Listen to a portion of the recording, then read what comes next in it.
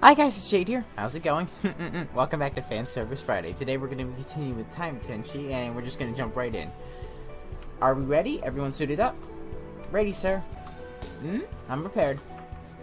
Do I need to wear something, or... Considering that the time window has no effects upon your physical body, then no. I'd say you're fine. Cool. So, where are we headed? We decided to have a bit of fun with this one and head to the early 1920s. Is that before or after the Great Depression? Before. We're gonna see all kinds of cool stuff there. Ah, yes. 1920s, around the time of the Roaring 20s, around the time Prohibition began and alcohol had become even cheaper. They thought banning...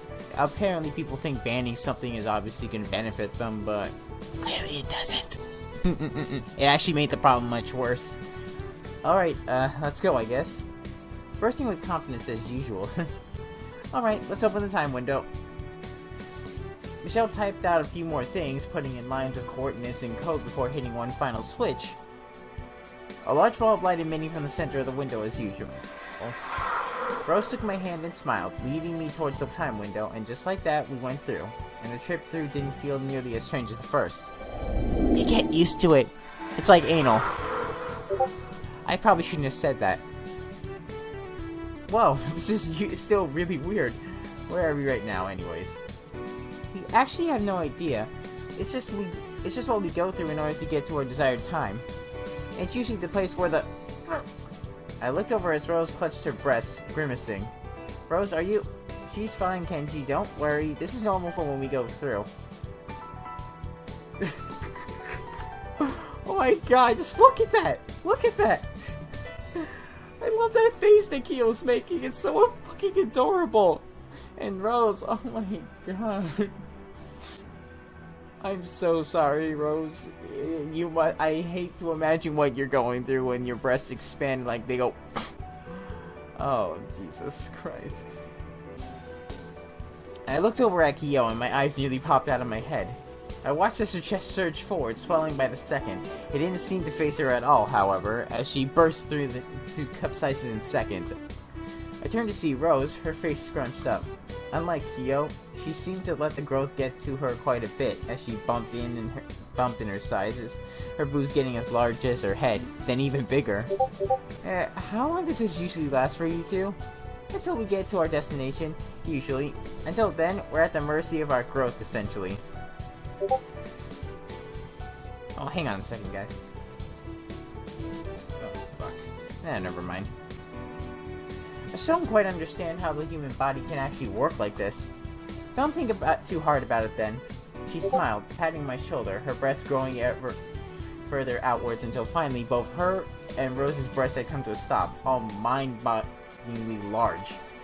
And with that, we appeared at our destination. Now, mind-bogglingly is, like, an understatement. This is mocking key level breast size, like K-cup size, king size, as some would say. Whoa, so this is what the 20s, huh? So this was the 20s, huh? Yep.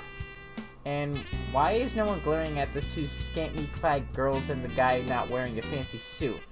Guess they can't see us, silly. Didn't they explain this earlier, Kenji? Like, I'm pretty sure they said this earlier some point before when they went through the time window. Oh, so we're really not here then?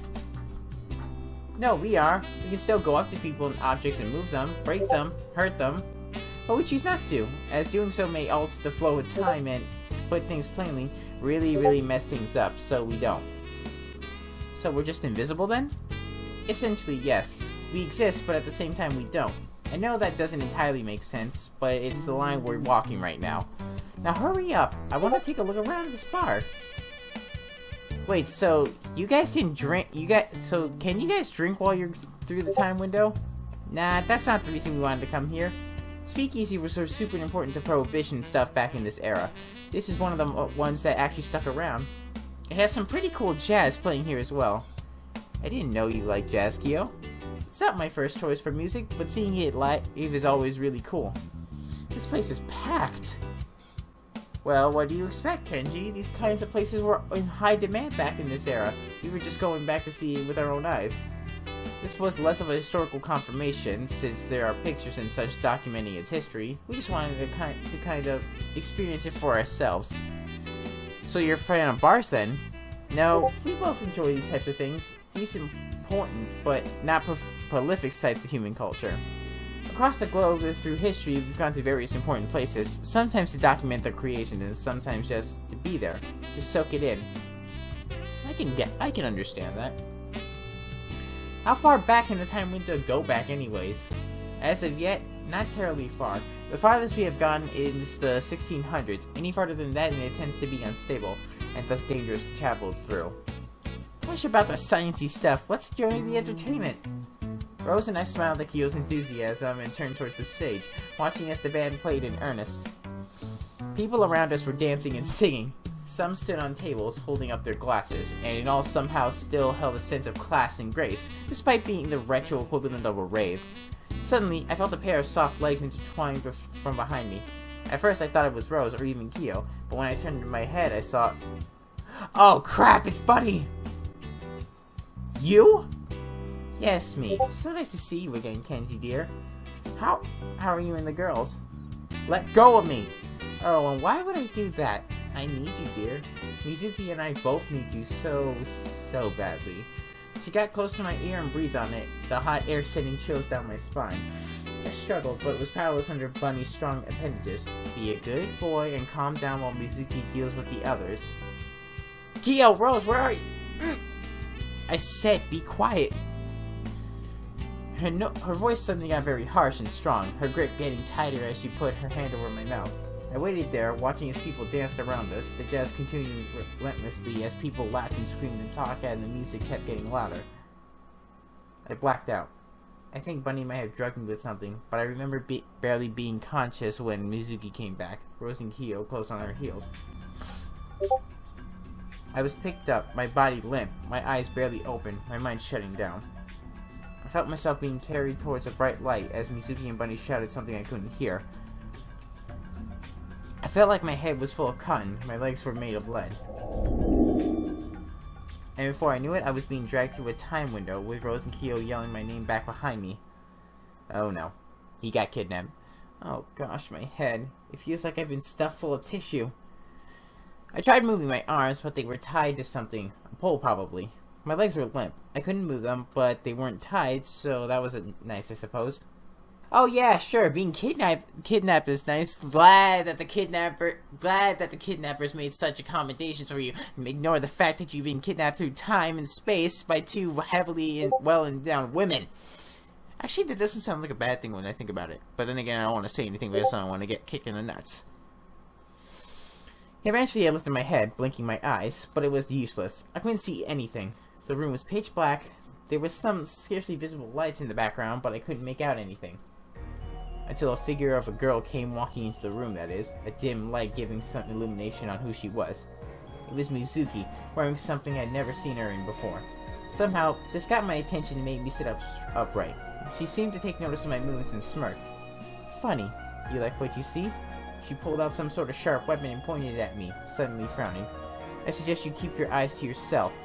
I did as I was told and looked back down at my legs abashedly. Where am I? I muttered, the words hoping they'd be heard in answer. Mizuki made a small semicircle around me, facing me from the left, twirling the sharp metal object in her hands, a sword still strapped to her back. I didn't dare move in front of her. I'm afraid I cannot tell you, Kenji. This is a top-secret facility. One that even your dear old grandfather doesn't know about, but it holds a similar purpose. A few moments later, another figure walked into the room, and it didn't take me very long to figure out who it was. You look comfy. Why are you doing this? Why did you kidnap me? Oh, we have our reasons, dear. But don't worry. Why? Is it for leverage? Are you using me as a hostage against my grandfather? What are you planning? My, what do you think? What, do you think we're just a couple of two-bit crooks and criminals? Using you for some kind of espionage plot? No, my dear Kenji.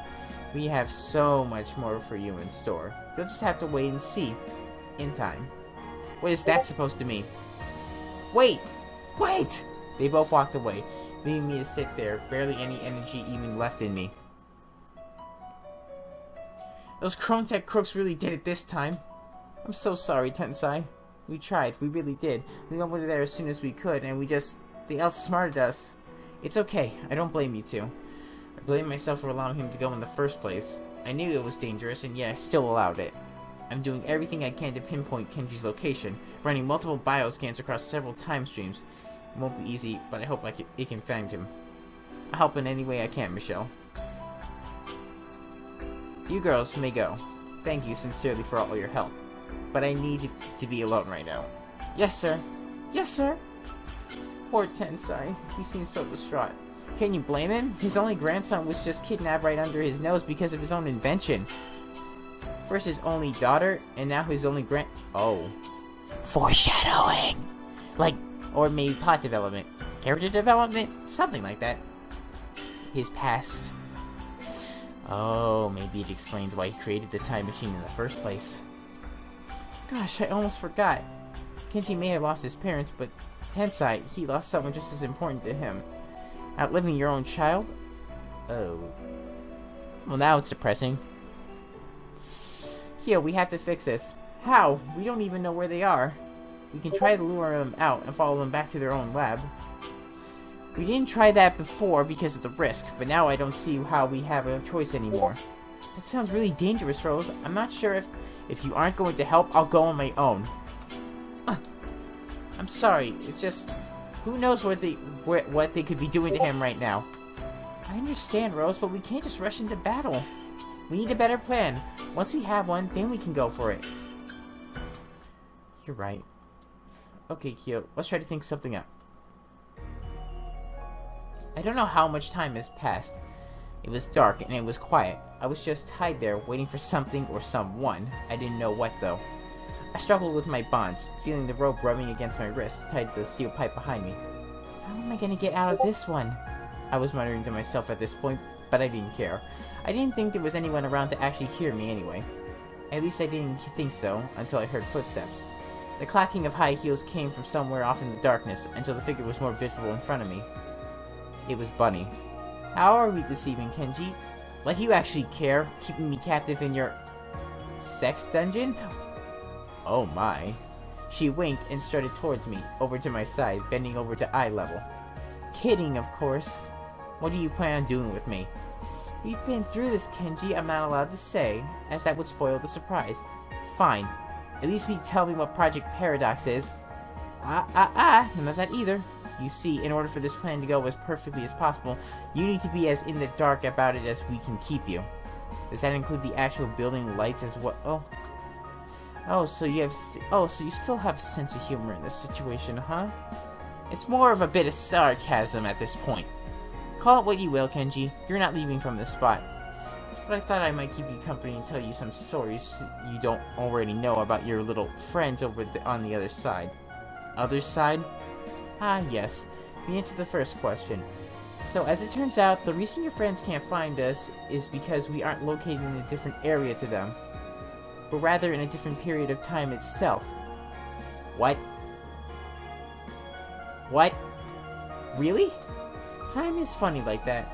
We exist many years ahead of them, just out of reach, so their time window can't track us. And since their time window can only go back in time, they really have no chance of finding us. Then how did you find out about the time window in the first place? Oh, that's a long and complicated one. Where should I start? She slid down and sat next to me, wrapping her arm around my shoulders. I squirmed a bit uncomfortably. Well, it started with our commander. The commander came up to us one day and proposed an idea to us. And in the meantime, we agreed and created an exact replica of that time window the girls made, under the guise of Chrome-Tech. But how'd you manage to get the blueprints? Inside information, dear. Oh, I fucking knew it! I fucking knew it! She winked and brushed off my question. Let's just say that not everything about your time is quite as logical as you like to think, and not everything is black and white. She stood walking in front of me and putting her hands on her hips. Now, as for me, I was friends and roommates with Mizuki back in our college days. We were both engineering and biology majors looking to advance medical sciences. That seems like a much bigger cause than what you're doing now. Trust me, dear, when the commander approached us with the idea, we thought the exact same thing. And when she explained it in detail, the possibilities that could provide and the difference we could make, we couldn't resist. Think about it like this. Why try to find cures to diseases when you could just go back in time and stop them from existing? Good point, but here's the thing. What if eventually those diseases do end up coming back, and we're so unprepared for it? Think about... I can understand Kyo, Rose, and Michelle's skepticism for going back in time and trying to change things, because even though it may cause good, it may cause an even bigger issue in the future, because we could end up causing problems to start at a future time instead of starting in the past. That way, all the work we've done, and it could start a chain reaction that could cause other issues, such as more politically, socially, scientifically issues could become more catastrophic. Oh god, why is the fan service game getting me so thoughtful? This shouldn't be making me so thoughtful. I should be focusing on the titties. Calm down, Shade. Just get through this. But that is impossible for... Of course, that's definitely impossible for some genetic diseases like cancer and Alzheimer's. But we even kept those in mind too. We can go back to the very conception and cropping up of those diseases and find the solutions faster than we could in the modern area. And for diseases that did not have a root cause, well, we can stop them from happening altogether. But the dangers of altering time... Ha! And that's what the commander is going to test. Until now, we've just gone back time to study evidence. Many diseases were brought on by great wars due to the severely unhygienic conditions they created. And whether or not that's historically or medically accurate, they're the findings that we have personally observed on our travels. You have to realize that modern science, medicine, and logic become nothing once time travel is introduced. Oh, but look at you, so bored. Did those girls over there at Tensai's lab treat you right? I watched wide eyes as she walked towards me, swaying her hips and bringing her hands to her clothes, slowly undoing them as she approached me. They didn't, did they? My oh my, Kenshi. I don't know how you were able to resist getting your hands all over them that whole time. No, look, it's not... Oh, what? You want to sit around and tell me how you're better than that? That you're a gentleman and all that nonsense? Please, Kenji, go on about how you're so much better than modern men because of how much you respect me. Why is that a bad thing? Look, what are you even doing? It's not that you're not attractive, it's just that I'm tied up and kind of being held hostage. Not exactly a romantic setup, Bunny. Not to mention that despite you being attractive, you're one of my captors. I don't like explaining myself or my actions all the time to people, so I would ask you to please shove off. Oh, damn, Kenji. Oh my god, so savage. Bunny was silent, staring at me for a moment before the sign, a strap of her shirt slinking to the side of her shoulder. Yeah, the commander did say you were different. She sat, this time in front of me, looking me directly in the eyes. Look, Kenji, who do you think are the bad guys here? What are you talking about? Did you consider for a second that maybe possibly there isn't such a thing as good and evil in this battle you're taking place in? Just different ideals. Oh, don't get all existential on me. Shut it with the sarcasm, genius. Oh, this is getting thoughtful again. Think, Kenji. The only reason you side with those other girls is because you met them first, and because of their allegiance to your grandfather. But Tensai is a layabout. He designed a time machine, a functioning way to get through time, and what does he do? He sits on his thumbs looking at things like it's the History Channel. Tensai is no doubt a genius, but he isn't applying his genius to anything anymore. He spent his life developing one of the most amazing things known to mankind, and he has kept it a secret and safe. Somehow. But we're doing something, Kenji. We're taking this product and using it to help people, cure things, stop plagues, and war. But you're risking time falling apart. Oh, shut up with your butterfly effect nonsense. We spent all this time studying and observing, being obedient little pets while the commander carries out her ultimate plan, the door that we just need to open to solve everything else. Your grandfather, his assistants, however good you think they are, Kenji, they aren't. They're stopping us from accomplishing our goals. We just want to help people. I promise. I looked at her face for a long time. It was serious, solemn, and pale, but for some reason, I can't believe any of you. Despite how good you're making it sound, you just kidnapped someone in order to execute your plans. You could have just asked. Like you would have said yes. Alright, fine.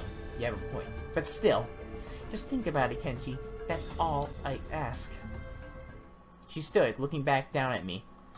I looked up at her, her face partly obscured by her breasts. I tried to keep that thought in my mind, but it was rather hard when it was glaring at me in the face. Oh dear God, I had that I wish I could just know what that feels like. Just shut up.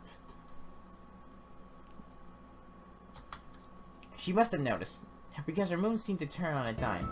Laika? She asked this while hefting her 2 large orbs, smirking. 100% real, Kenji, I promise, even with the time windows effects. Amazing, aren't they? She bent down, almost shoving them in my face, and all I could do was sit there and blush. Nice and soft, too. Trust me, dear, you wisen up and join in our mission, and you'll be able to have fun with these whenever you want. With that, she stood and sauntered away, whistling a merry tune as she did so. I caught my breath, mulling over her words. I didn't know what to believe at this point.